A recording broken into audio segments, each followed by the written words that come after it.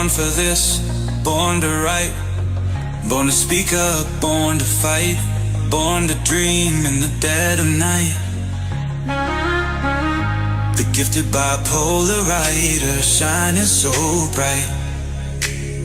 Never in control, but in control of fate. Learning to navigate through love and hate. Rising above with every twist and turn. Embracing the fire as we watch it burn.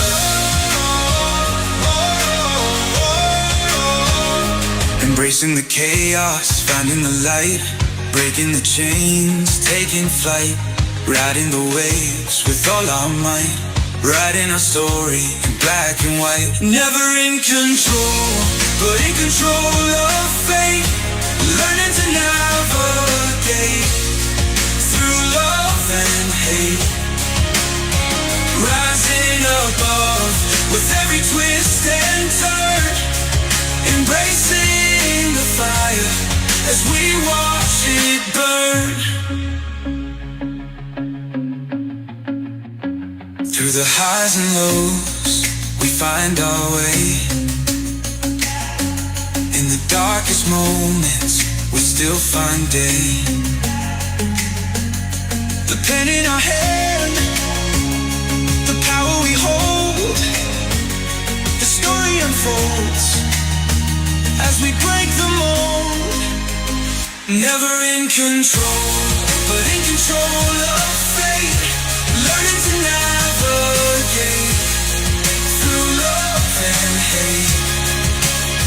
Rising above with every twist and turn.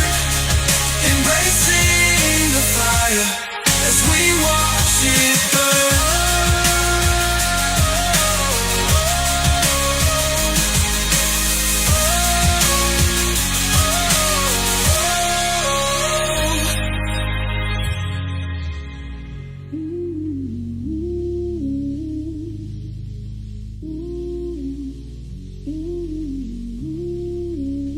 Through the highs and lows, we find our way. In the darkest moments, we still find day. The pen in our hand, the power we hold, the story unfolds as we break the mold.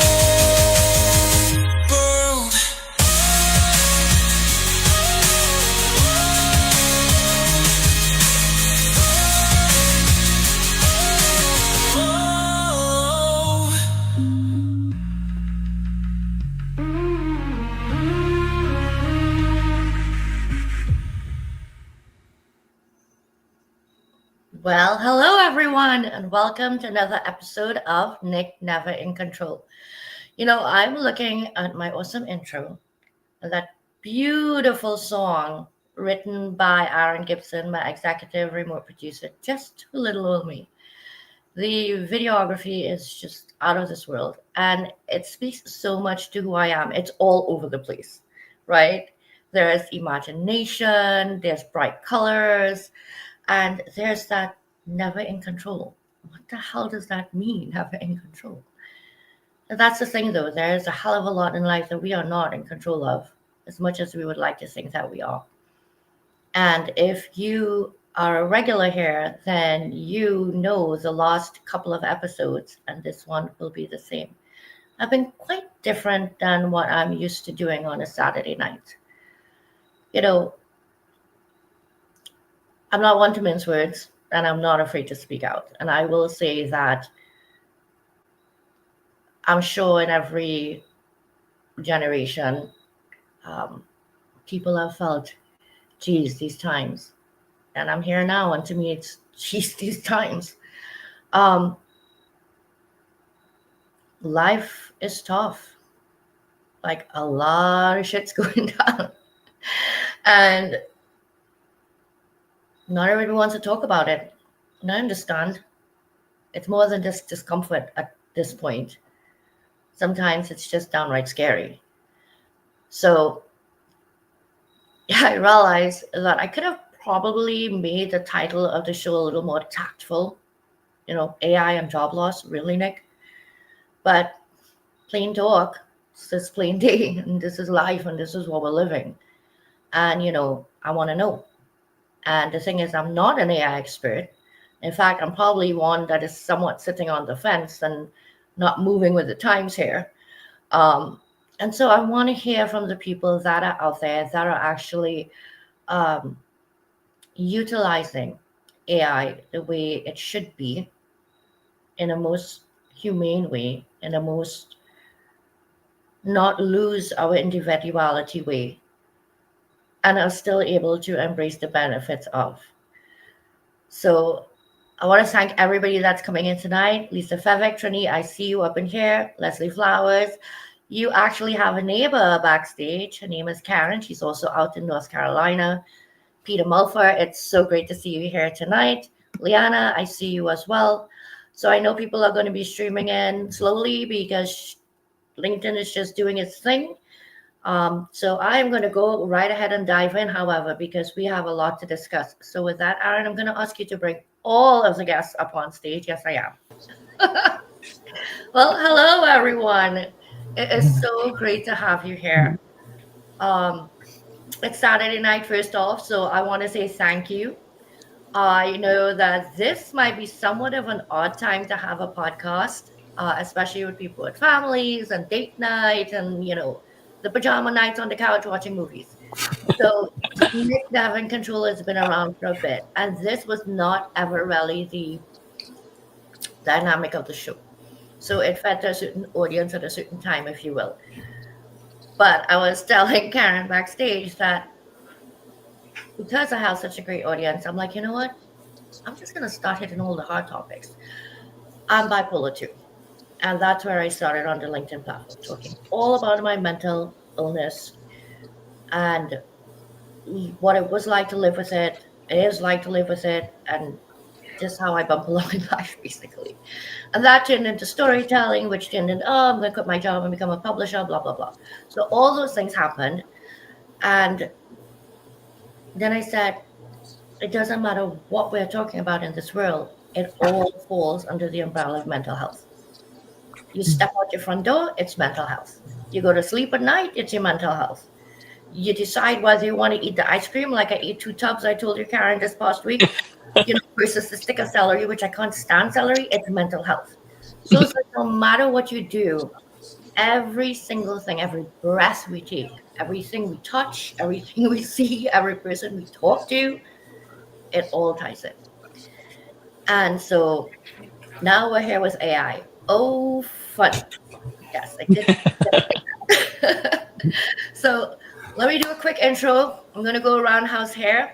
So Karen Ziegler is the CEO of The Human Score. She's an advisor to CEOs out there. Kate McKinnon is a outlier and oh my gosh, Nicole, you really are a publisher. She is a member of the Outlier Project with me.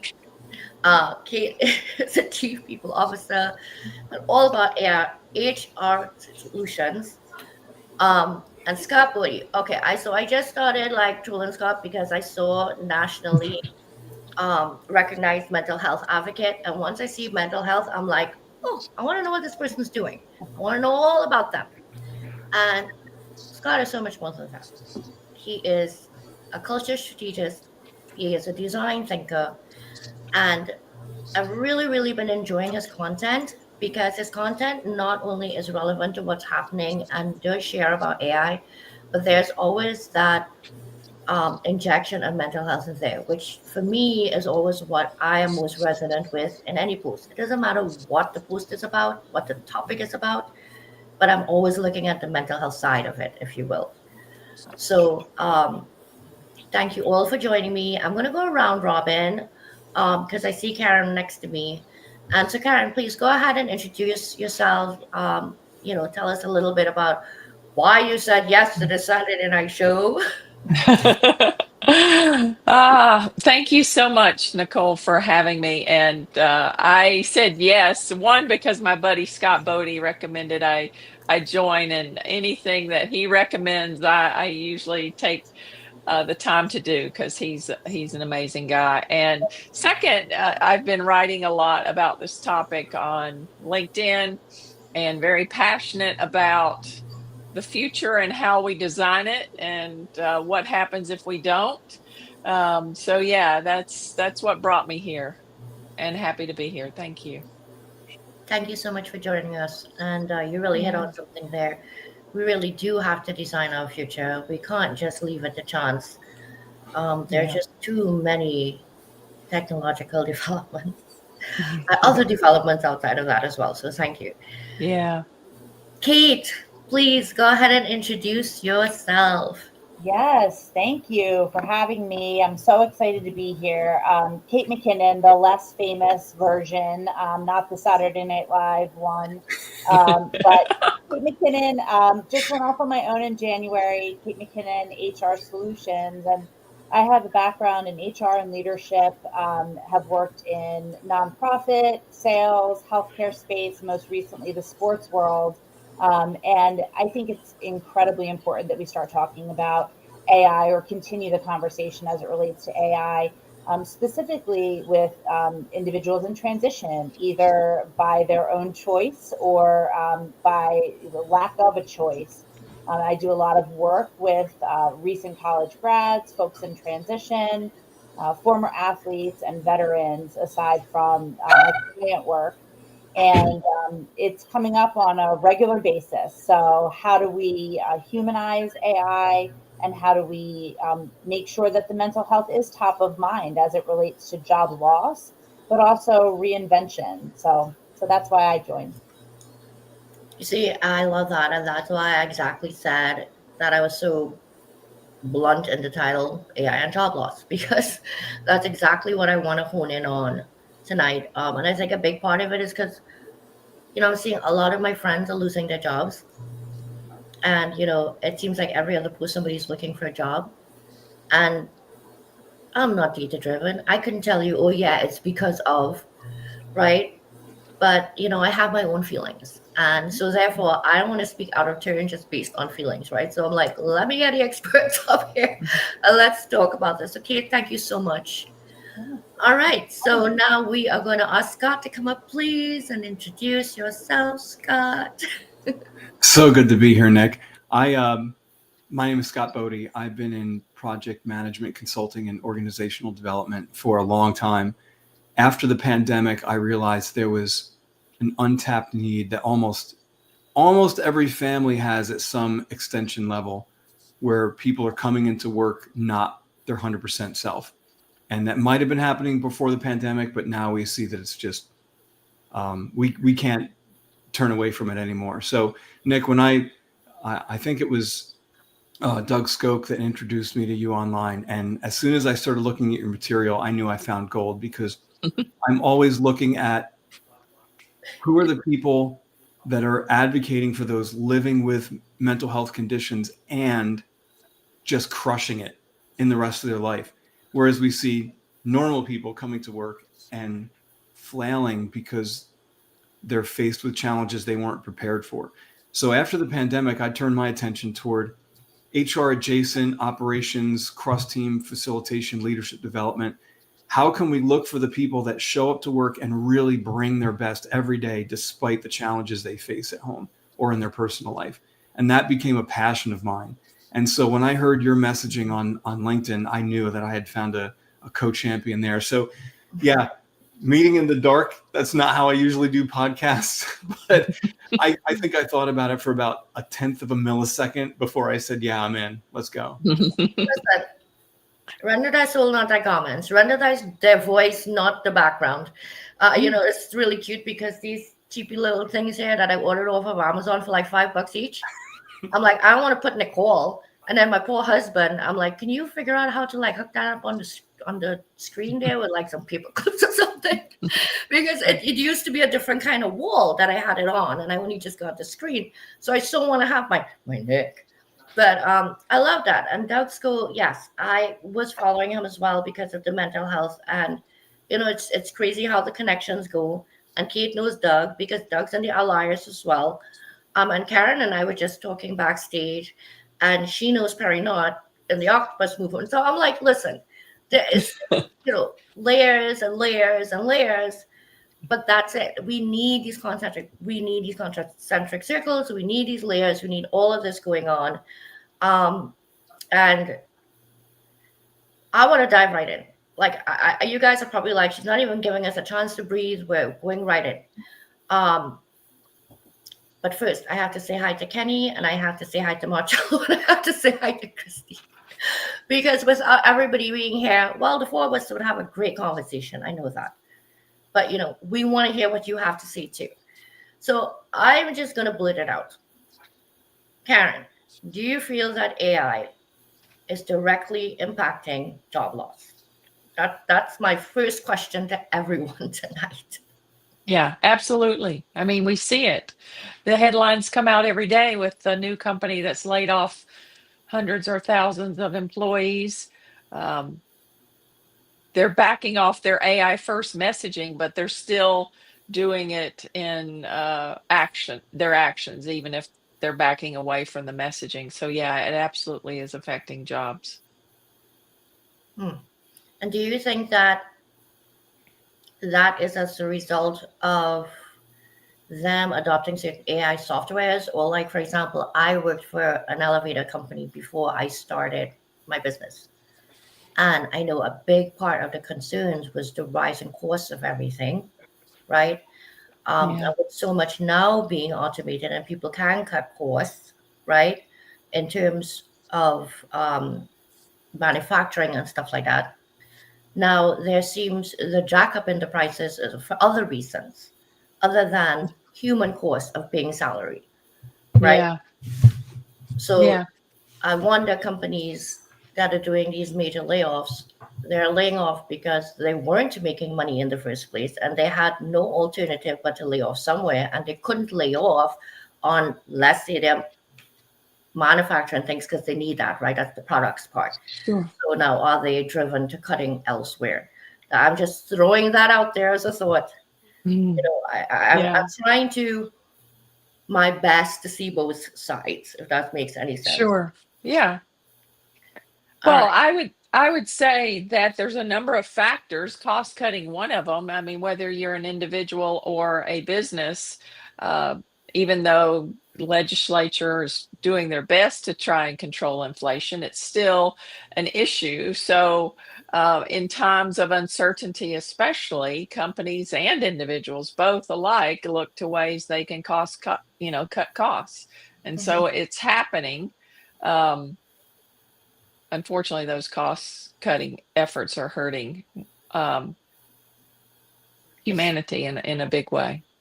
It is, and I think it's funny that you mentioned inflation. So Nick doesn't watch the news. Like, this is my news. The things that I hear from everybody, the things I see on LinkedIn, like, I'm terrible with the news, right? I'm that girl that will step outside in flip-flops and a hurricane happens in 5 minutes. So I go to the mailbox the other day. I see something from the New York State taxation, whatever, and I'm like, what did I like do now? I open it up, and it's the inflation refund check that the governor approved, Mm. and I'm going, oh, well, that's nice. Well, is it really? Like, we're reached to the point now where this needs to happen, and I hate to say it, but the amount that received really isn't going to do anything more than buy a couple weeks worth of groceries. Anyway, gone off on a tangent, but again, it all relates, unfortunately, Yeah. right? Yeah. So the cost of things are going up, people are losing their jobs, and even just being able to pay the basics is becoming difficult enough for the government to recognize to say, listen, we need to give something back. All right, Kate, all you. Yeah. Is there a direct link to AI and job loss? I think it's dependent on the industry and the job. What I am seeing is there are certainly job losses that are tied to AI and the rise of AI and automating certain things, but I don't think that it's necessarily a blanket job loss is responsible based on AI. I think that in jobs where people have to interact, where human connection is critical, those jobs are still around, and I believe will be. I think that AI, what I'm seeing is that AI is automating the more tactical pieces of work so that people can focus more on the strategic, people-centric type responsibilities. So manufacturing may be different, clerical may be a little bit different, but in the grand scheme of things, I'm not seeing it be entirely due to AI. I think there are a lot of environmental and governmental and socioeconomic situations that are creating this sort of storm, and AI is an easy thing to point your finger at. AI is certainly making it much harder to get a job. That is, the majority of what I'm seeing on a day-to-day basis is really AI and job creation and application and how people are going about securing roles. But in terms of AI being directly related to job loss, I think it's very dependent on the industry. I think you really hit on some key points there. I think as well that it's certain careers that are being affected more by AI and the job loss, like you say, and I think to myself, all the people that are in like clerical and administrative, even in the healthcare industry, it's more of the administrative people that are losing their jobs, right? Um, and I guess in my head, like while I understand that, my thought process is, where are these people going? Well, what are they going to do for work? It's a really Right? good question. I think the challenge is that AI is really only as good as the information that you put into it, right? So if we're just simply talking about Chat GPT and that type of basic AI automation, you do need to have some knowledge of what you're doing to be able to prompt it, to be able to correct the prompt, to be able to continue prompting. But I do think that there is time to be a little bit concerned about some of the more clerical note-taking individuals that are summarizing things. And when I talk to job seekers about things going away related to these automated tasks that they're used to doing, it's how can we lean into the things that AI can't replace? How can we lean into your empathy, your ability to read people, to summarize things, to understand and synthesize information?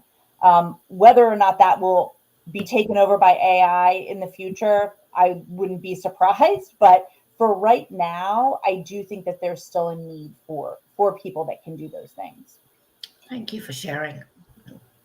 So before we move on to Scott, I just want to make sure I say hi again. I like to stop and say hi to everyone because I want to hear in the comments, guys, what you think. Do you feel that AI is responsible for the major job loss in the market that we are seeing right now? Americo, thank you so much for your comment and welcome. Margaret and Gabe, I see you out there as well. And I see a few more people popped in. So I just want to say thank you very much for joining. Brenda Lise and Meryl. Georgia, hello. It's so great to see you. Georgia is another ally as well. Guys, please go in and share in the comments what you're thinking. We four might be up here talking, but this is a two-way conversation. We need to know what you're thinking. We want to know what your questions are. So Kate, thank you so much for sharing that. And that kind of actually leads me into asking Scott the same question. But when you think about those jobs that really require human connection with, it's important that we connect. I think to myself that I used to love to go into CVS and say hello to my local cashier and kick around a little bit and whatever. And now I'm there and I'm like, why is the stupid coupon not scanning? Why is the stupid coupon not scanning? Now listen, these self checkouts didn't happen yesterday. Like, what bubble am I living in? But the point is, like, to me, those are the little things that makes, I don't know, the world human. Yeah. Scott, what do you feel that there's a direct link between AI and job loss? Well, to speak to what you were just talking about, I think that we vastly underestimate the capacities of the people that are already working for us. We have limited them. We've told them when they can go to the bathroom and how to do it. So can we really expect their best? No, they sit down and shut up and get their paycheck. So if we were to tap into the average conversation that a cashier has with a customer, that's a front-facing interaction that has a direct impact on customer experience. We're not utilizing that today. We have different metrics that think other things are more important. To your question on, is AI directly affecting current job loss? I think a lot of the job losses we've been seeing this year there's probably 10 other factors other than AI that are driving this. Some of it might be fear of AI or anticipation of what AI is going to bring, or a compulsion to meet board directives on how to implement AI. All of it is knee jerk. I'm not saying all of it, maybe 80% is knee jerk. From what my sources tell me, the biggest impact AI has had on current job situations, and especially talent acquisition, is the complete dysfunction of job description creation, which is AI generated, the interactions on APT and the job application process and filtering process before it even gets to a human to consider whether a person is the right fit for a job. Even interviews, first round interviews that are done between the applicant and an AI. This is not cool. This is directly affecting the ability for the right people to get in the right seats to bring the value and lived experience they have to a job they want and a person the employer wants them to fill. This is completely shooting ourselves in the foot. That's nuts. And I'm an early adopter of technology. Whenever I look at what technology can do, I don't look at it as a cool gadget that I can have fun with. I'm always looking, whether it's in my personal life, whether it was when I was a kid, all of technology to me means, how can I better engage with the human in front of me, or the humans that I want to reach, or my target audience if it's in a professional setting. So as a designer, as in organizational development, what measures can we take to use AI in a way that connects more people to an organization's purpose and to each other, instead of anesthetizing ourselves from it? If we're old enough, I'm going to date myself here. If we're old enough to remember before debit cards were everything and you had to actually carry cash, you knew how much cash you had. You had to spend the budget, even if it wasn't on paper, and you knew when you were out of money for sure, right? And with debit cards and credit cards, we just swipe the plastic and we're completely anesthetized from the implications of our lack of cash strategy, right? So if we fast forward however many decades we want to get to my age, how is AI and technology just further anesthetizing people from people? The employers are people. The organizations are made up of human brains. It's this mycelial network of human minds that are creating the organizational structure we have. We're throwing a fire extinguisher on that. We're pouring gasoline and burning it because we're not really accessing the human element of thinkers and the people that come to work with the ideas and the creativity in their head. That's the thing I think long term is gonna be affected by AI. Thank you for sharing that. I'm looking at these comments blowing up there, and Aaron, if you want to throw a couple up here and there, and I know that you are, but some of the bigger ones, because already in the audience, and I knew this would happen, right? You do have people on, I don't want to say both sides of the fence, because it isn't that. What they're viewing as the positive and negative impacts of AI on society, period. All of us, right? Our jobs, our health, our mental state, everything like that. So like Brenda Lee's is saying, automation and optimization always provides an opportunity of streamlining the organization and repurposing headcounts from other more value-added tasks. Organizations that miss this opportunity are missing big.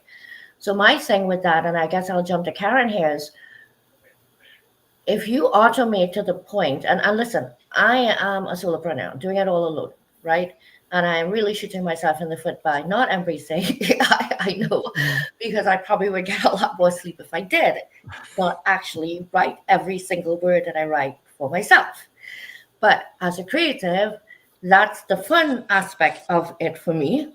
And, that's why I personally choose not to use ChatGPT to write, because that's my fun part, right? But I'm looking at that, I'm going, okay, I understand that. But what happens when the automation gets to the point that, and this is where I mentioned in the post the 30-70 rule that you're speaking about with AI, where 70% of the work up front is going to be done by AI and the other 30% would be human input, right? So if 70% were actually representing 70% of people doing work, and mind my non-expert thinking here, any logic, right? What That's what I'm saying. It's like what's happening now. You need 3 people to run the AI software to do what it took 10 people to do. Is that am I not understanding this right? Karen, you want to jump in? Yeah. Sure. Well, I disagree to some degree with Brenda Liz's comment. If you look at the history of automation, there's about 7 times in history that chat will give you where automation was gone, had these wonderful promises. I'll just pick up 3 of them here. The first being farming. Automation was a promise that it was going to help the farmer out, and what it did was pretty much decimate farmers and small communities. The second one that I would bring to the forefront would be the automotive industry, and particularly Detroit and Philly. Automation was again sold as this lifesaver, and what it did was decimate a huge, huge city. And the last one being small business logistics with Amazon. Everyone was told, let us handle your logistics, let us handle your problems for you. We'll make your small business run effortlessly. And what it did was put a lot of small businesses out of work, out of business. The issue that is different with AI versus any of the 7 of automation that you look at is those were specific industries, in some cases specific towns, like with the automotive industry. But there is not a single industry, not a single city that's not going to be impacted by AI. And so I think we cannot go into AI with this willful blindness that this is going to be, oh, this wonderful thing that promises everyone, all the free time they needed, all the prosperity they needed. It very well could end up just like automation has ended up historically in every instance. And so I don't think you can ignore that. But I still have a lot of hope in what I do, that the human potential has the opportunity to be unleashed here. And that's where I put my focus in helping I leaders agree do with you. that. I mean, I do agree with you that if used the right way as a tool, Mhm. it certainly can allow us as humans to take things to the next level. But Yeah, my biggest concern in all of it is that we don't lose ourselves in it all. yeah. And we become so distanced from one another that we don't even need to talk to each other anymore. Like, that's scary to me. um Kate, go right ahead and jump in here, because I know that a big part of what you talk about is the integration of how are you going to marry people in the workforce, right, to what's happening with the organizations implementing the AI now, and not isolating people, right? Not making people think like at every second, oh my God, I'm going to lose my job. If they start a software that could do what I could do 3 times faster than I can and better than I can, I'm out. Well, I think there are a couple of pieces that you touch on, and I also saw some of the comments coming across. And I think one thing that's really important to understand is that the candidate experience and the way that that actually happens in an organization. Having built and run large scale talent acquisition teams, there are very often teams in an organization that are responsible for the attraction of candidates, the hiring of candidates, and the placement of candidates, also working in conjunction with the hiring managers. One of the biggest challenges, especially when you have a job market like we do, is the extreme amount of applicants and candidates for one job. My last organization that I worked for, we would have 1,000 candidates just for an internship. So that, is completely separate from any other role that is paid or that is paid, a salaried role with the organization. So what ends up happening is that, unfortunately, organizations tend to not invest in their talent acquisition and HR teams at large. And so there are ways that people try to automate things so that they can be as efficient as possible with candidates that are coming in. Now, there are a million different reasons why this can go wrong.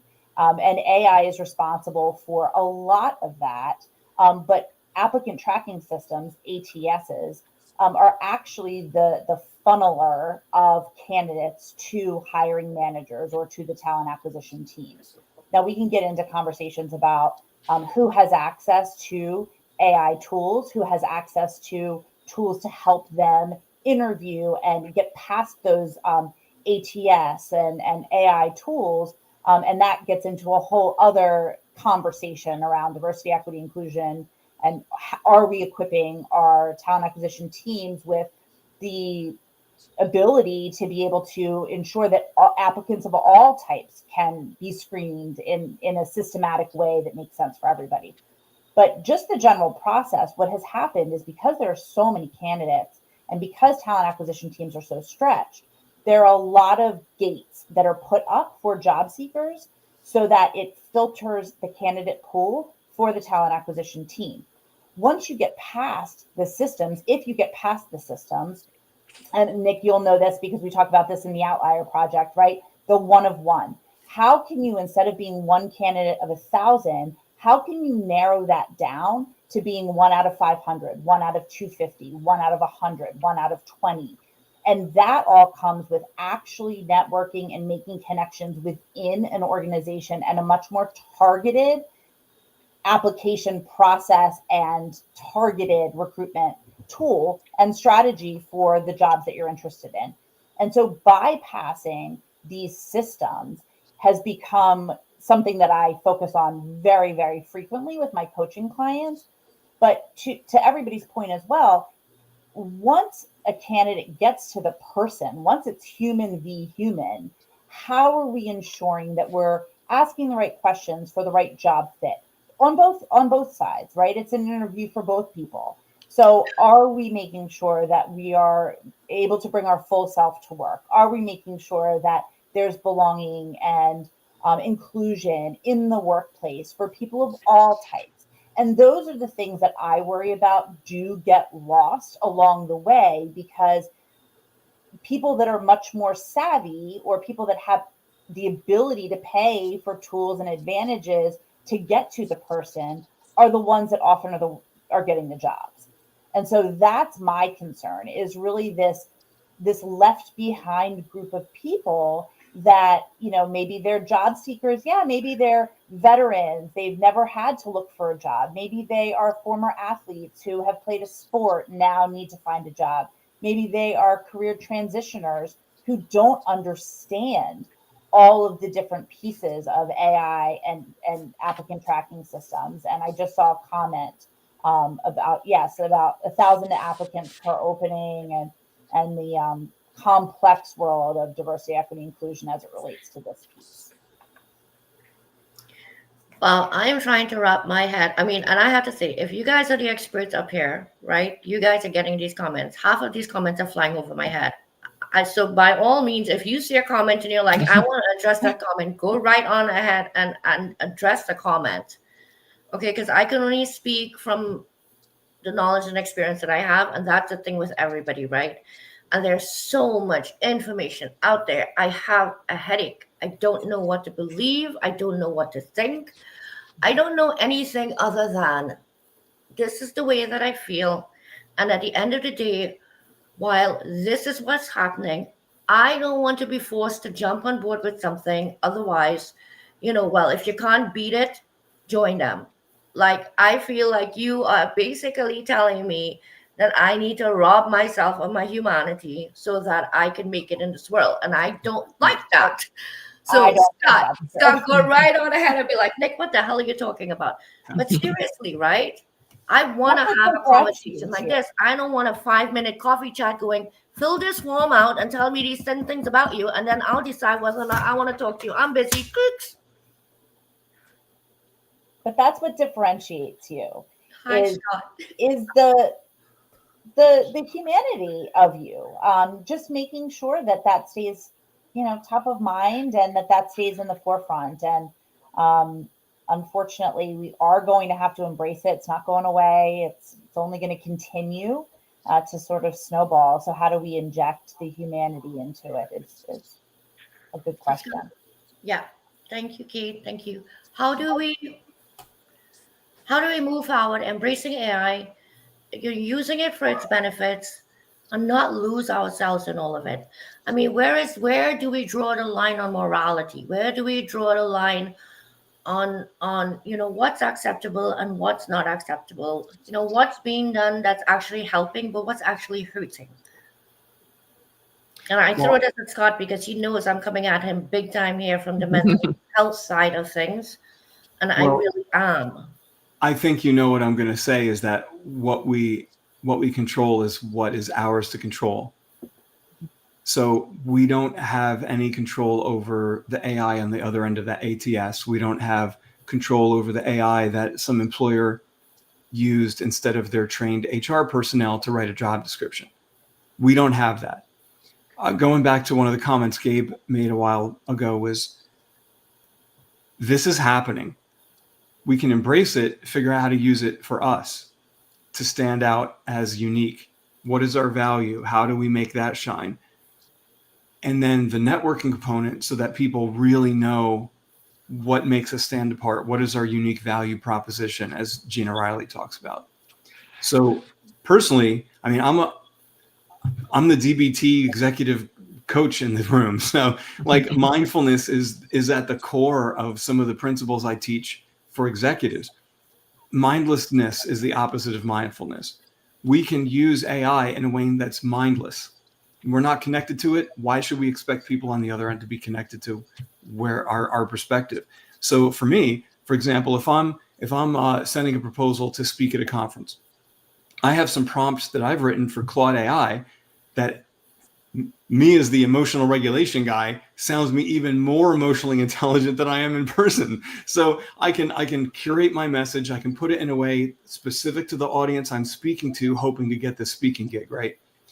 That's how we use AI in a way to make a stronger human connection. Right now, that's not being used that way. I'm not really worried about that, because we're going to go 6 or 18 months from now, and leaders are going to realize that the way that they've been using AI in their talent acquisition, their learning and development, their HR departments, it's not, the outcomes aren't there. We're not seeing the benefit from this AI. If anything, it's further distancing us from the outcomes we want. So I think that's going to work itself out. We're going to get tired of hearing that AI ring in our ear, and we're going to look for people that stand out as human and authentic. So how that affects jobs beyond that, I think it's up to the worker. How does the employee, how does the employee embrace their use of AI? How do they use AI to enhance their ability to make a connection with people, to stand out as unique, to give a voice to their message to a particular audience they're speaking to? That's the person that's going to stand out. That's the person that's going to have more work. I wonder though, like as Kate mentioned, right? And I know I'm like, you guys, I think everybody knows me. I'm not going to come on a panel and agree to disagree with anything. I'm just going to be me, right? So that's me, and we're having this open conversation. Everybody's talking about it, and that's what I love. The fact that we can get up here and everybody could talk about it. And I think that's what's very much missing from all these types of conversations. You have live shows that everything's for AI and everything is not for AI. You're not having all these conversations of how AI impacts me as a person, impacts my community, impacts me within my space of my job. And I just want to thank you guys for coming here and stating you, right, where you fit into all of this and what it is you're seeing and what it is you're feeling. I I think after this, people are gonna be like, Nick's nuts. Like she's up there and she's hosting a show and she doesn't even know what she's talking about. But that has always been for me the human connection. The fact that I can just speak my emotions and like I think about the disjoint that Kate said and what you said just now. So what happens now? Who's somebody is AI savvy and they can doctor up their resume and put in all the keywords and all the la la la la, and then they get through 6 months, and now they're sitting in front of the person, and the person's like, "Holy crap, this person can't speak. They can't put two goddamn words together. I'm pretty sure they can't type an email." I know I just asked that question. I'm a writer. I fancy myself an author. I like to tell stories. I like to write stories. But hey, I could have ChatGPT write a book for me today, and I could just go about my business. So it's like, parts of me also feel, where is the person that was just born with, and I don't care what people say because there are natural talents, okay? Some people are just born with this beautiful imagination. Some people just can spit poetry at you. Some people will pick up a crayon and draw on the wall, and you'll have the most beautiful mural, right? Where are these parts of us? Where are they going to go? Yeah. Everybody's an artist today. Everybody's a writer today. Everybody's a poet. Everybody's everything today, and we want to be unique. But now everything's all blended. Blended. Well, I think that's Well, Who where wants to take me on with this one? I think that's where authenticity and the continuation of a story comes to play. So when I am, working with individuals, I talk about this consistency around your resume, your LinkedIn persona, how you tell your story, the way that you interview, making sure that people are getting the real you, whatever that looks like, in every instance. And that's why I actually really love that LinkedIn has sort of transformed a bit to value more of those personal experiences and lessons learned as it relates to personal experiences. Conversations like this, I think, are really important because people get to see the real you and what your experience is and what's good and what's not and how it differs from somebody else's experience. And I think that just having that consistency and that authenticity is not going to go away. So to your point, somebody could write a book using AI, but if they're being interviewed about their book, they're going to have a really hard time talking about that. And so I think that as it relates to the hiring process and talent acquisition, that's why building in checks and balances where, yes, if you have 1,000 candidates for one role, it's impossible for a small 2-person talent acquisition team to be able to go through all of those, right? But once you do get this pool of candidates that you think are the right fit, are you asking really genuine questions that are going to get at the heart of, is this person a fit for the organization? Are they a culture add to the organization? Do they bring a unique perspective? Do they align with their resume, LinkedIn, all of that? And that all comes from what should be training and development built into talent acquisition teams. Mhm. And ultimately hiring managers, the people that are making the hiring decision. Whew. I'm sorry, I'm like burning up over here from this conversation. Yeah. I really am. Like, I prepare, like I have questions, right? But it's like, again, sometimes it's so hard to me when you're having an open discussion to stick to questions because one thing leads to the next to the next. And guess what?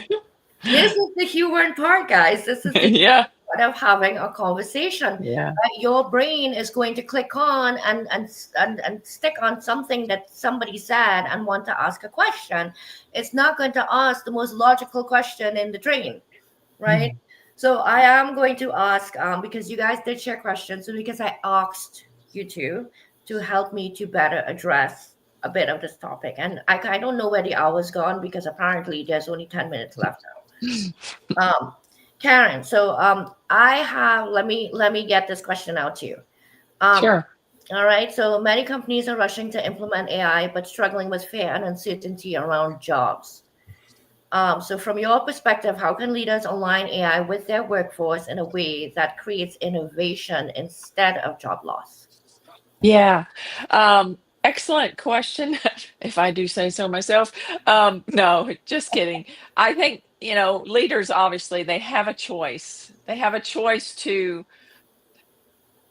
destroy not just an individual life by laying them off because of AI, but even their business, because I use Duolingo a lot. Duolingo is uh, a way to learn a different language. And so one of the things they had an AI first policy. They laid a lot of people off, but they are bringing them back. But they also used AI to create, like, I think it was 148 new courses in a week or something incredible. It was what had taken them 12 years to begin with to create any level of that. So that's wonderful. But what that is missing is there's a paradox of choice there. I mean, how many courses? It's a diminishing return. People can only absorb so many courses. At some point, they will become overwhelmed by the paradox of choice and not choose the course at all. But in eliminating people, they eliminate the opportunity to innovate other ways that people want to learn and be educated and participate. There's so much that they're driving out by using AI versus the humans.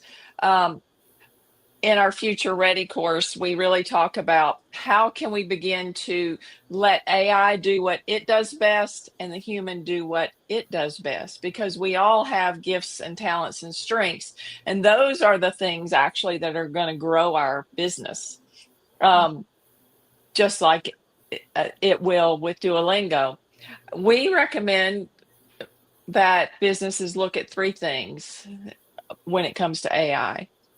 And I call them three buckets. You can call them whatever you want, but it's aid, amplify, or automate. And aid is the easy one, help me write my email, help me, figure out how to communicate a volatile topic in a violent communicating style.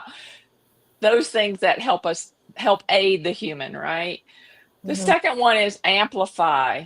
If people are so blinded by the job description that people are wearing that they do not see the strengths and talents, and they worry about what's the new career path or what's the new growth strategy. If you let them tap into their strengths and gifts, that's going to evolve naturally. It's not going to look like what it used to look like, but it's going to evolve naturally. So amplifying AI is something that's going to help me amplify the gifts and talents of the individual. So, like you are a writer, Nick, there are many tools out there that can help you write your brilliant ideas faster, whatever. There's a lot of things that help you amplify your voice, maybe some social marketing AI tools that are going to get you out there, get your voice out across platforms and save you a lot of time. So, but we have to be willing to lean into what are those gifts that I've likely in my organization been ignoring for all of eternity. For me, I'm strategic. You don't have to teach me how to be strategic. You just have to give me the opportunity to be strategic. And that's how it is with most people's gifts. You don't have to teach us how to do those things that come naturally to us. You just have to give us opportunities to do it. And I think that's where, companies obviously have an opportunity here. To me, AI is the perfect tool for a workplace renovation, or not renovation, renaissance, where people actually can begin to love their jobs, love what they're doing, there's just so much potential there. The last bucket, so that I don't leave anyone hanging, what's the third bucket? Is automation. And that's where, that grunt work, that task no one wants to do, that thing that's over and over and over again that, people are rolling their eyes that they got to do it again. Those are the third, that's the third bucket that companies can use AI, the aid, the automate, and the amplify. And the amplify really is where the potential comes in. Oh my God, I love it. And I could see that Scott and Kate are nodding as well. And I think that it was so well broken down, because yes, there are those tasks that we want to automate that we absolutely can't stand doing, the mundane, have to do it over and over and over task. Yeah. And yes, I can see how that could open up space for you to be more creative, and I can only lean to creative people because that's what I am. Yeah. Lean into be more creative and, like you say, innovative. And Yeah. I really like the way you laid that out, because I do feel that I just don't want us as human beings to stop thinking. Does Yeah. that make Yeah. sense, guys? Yeah. That makes Yeah. sense.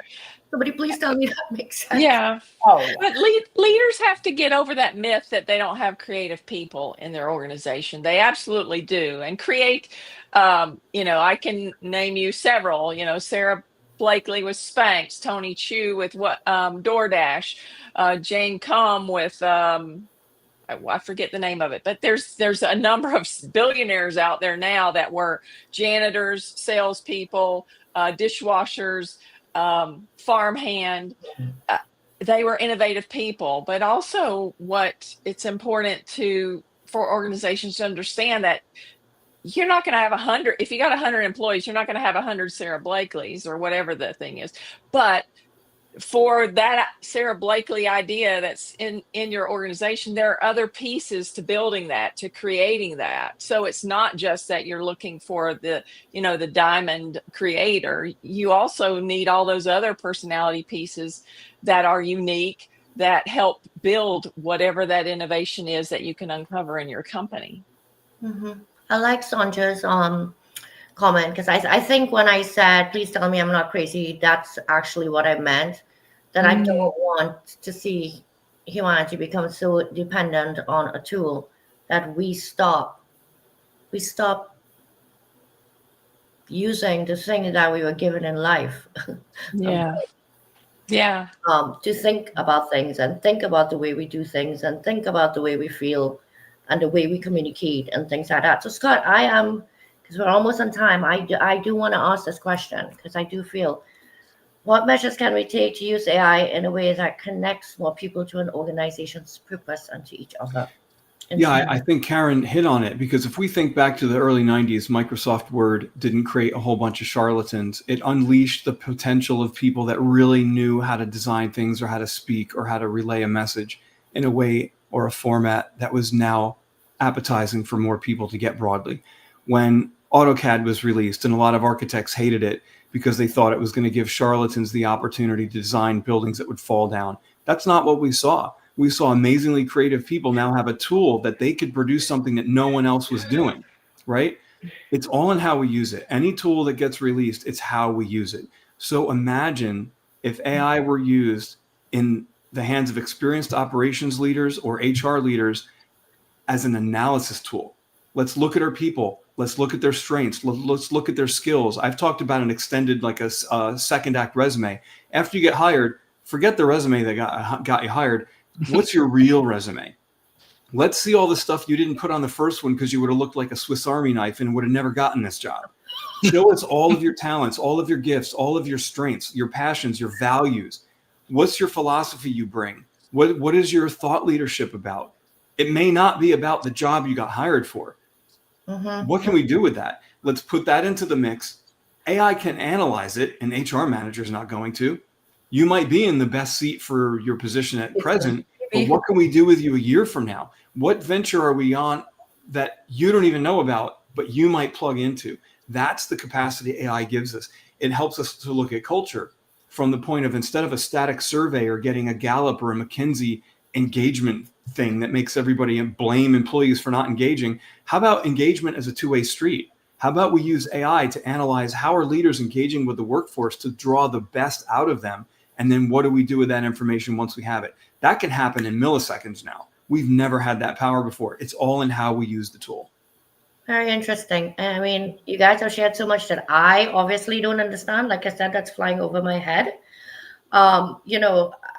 Again, listen, if you see there's something out there that could tell us, what leaders can do better to engage better with their team, great. I just hope more leaders lean into it, like you say. I'm very fortunate that the last person that I worked for seemed to really have it down pat. Who knows? Maybe he had something back there that I didn't know about, but he was really good like that. And, so I'll just share this last human part. And I hope that everybody else that's out there that participated in the conversation, please reach out if you have questions. I'm volunteering them to answer your DMs. Because people are confused. There's a lot going on out there. They don't know who to believe. They don't know what to believe. They're afraid to take the next step. And there's some going racing toward it and racing toward it blindly. And there are people hiding in the shadows like me. At the end of it all needs to be figured out because we all have to wake up tomorrow morning and face another day and get through it all together. So thank you so much for joining. I hope you guys will go back and address some of those comments because God alone knows I can't address some of them. This has been Nick Never in Control. That is what this show is all about. It's about never bloody being in control sometimes, and sometimes needing to just let go in order to step back a little bit and to kind of see what's really going on. All right. So thank you so much. Thank you, everyone. We're like at 9:01 here. All right. Thank you again. Have a wonderful night, everyone. Thank you.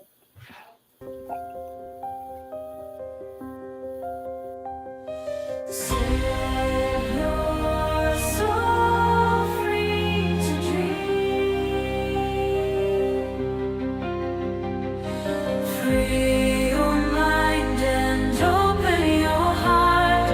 Loosen control and embrace who you are.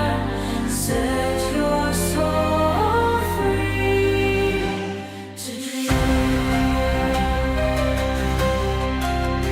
When a new day breaks and you feel you are standing at hell's gate, look back and you will see there is someone waiting for you. He, she, or me. Free your mind and open your heart. Loosen control and embrace who you are. Set your soul free to dream.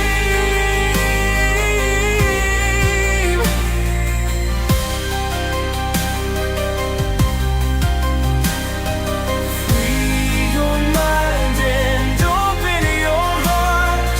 Loosen control and embrace who you are. Set your soul free to dream. These brambles and thorns that impede the path to our greatest selves are but the test to our willingness and strength to find our greatest wealth. Free your mind and open your heart. Loosen control and embrace who you are. Set your soul free to dream. Come dream with me.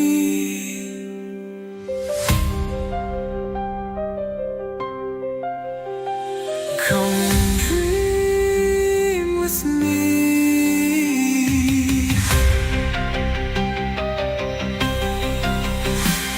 Come dream with me.